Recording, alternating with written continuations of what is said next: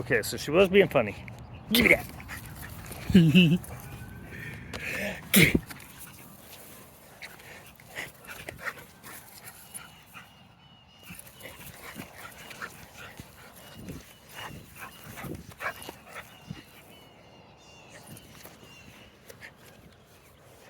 Come on. Good girl. Come on. Come on, sweet girl. She's like, bitch, you ain't got no hot dogs.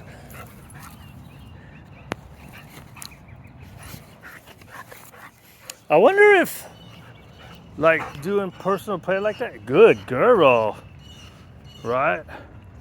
That initiates that herding stuff, right? Get her to chase you.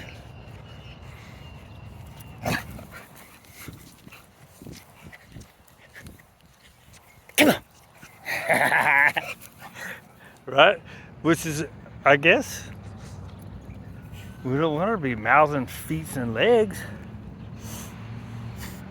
That's how you get into them. We just don't want to practice the bad stuff.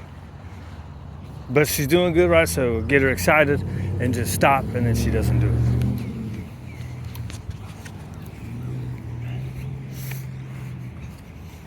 I wasn't planning on making another movie. I was going to take today off of movies. Because it's a rainy day. The rain's dead now. At least for the moment. Right, so I was saying this morning, I think the change, right? She's sensitive to change.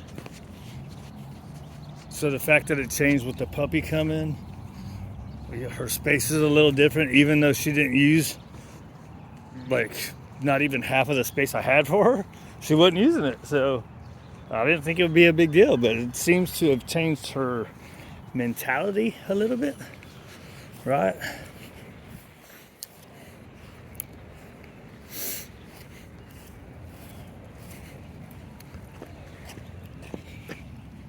And maybe a little bit too, because I did do a correction on the mouthiness, right? And it was strictly verbal. I just stopped and went, right?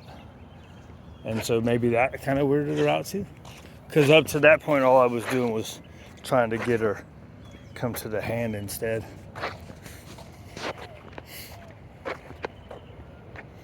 Somebody left the soccer ball.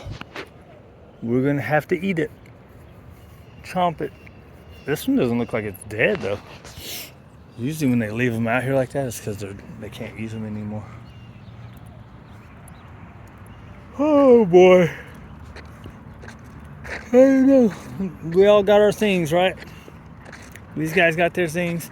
I was thinking maybe it was too much pressure from working. I said all this stuff in the morning. I ain't got to say it again. Except for there might be somebody that didn't see that, right? So even with using food and doing luring movements, sometimes that's pressure on the dog. You know what? Let's see something real quick. I didn't try come here. She does real good leash wise. Get that off of your foot.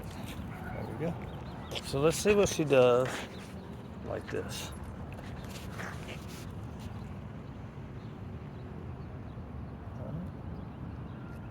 Good. Right, I just wanted to see if she would go with the leash pressure.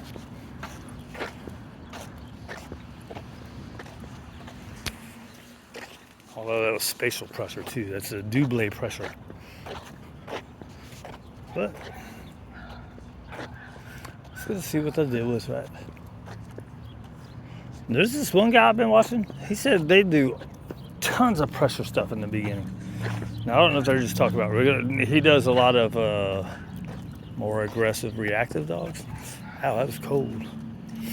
So, but he says with any of them, they want to test all that stuff on the first day. It's like, man, it's like that's pushing it.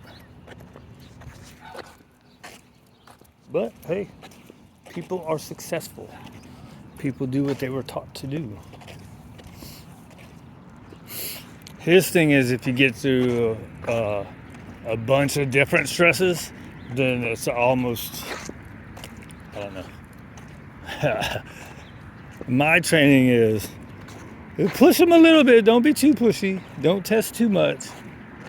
Because each time you stress them, right, they don't come back down, so they're staying more up here on their stress level.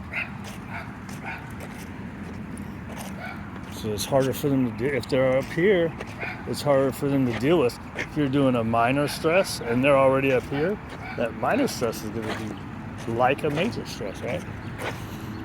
Where you build up a bunch of getting through minor stresses, then they can deal with these medium stresses or even the bigger stresses a lot better. But you want a lot of smaller and mediums before you go to a big one, right? And you don't want to inadvertently make a small one a big one.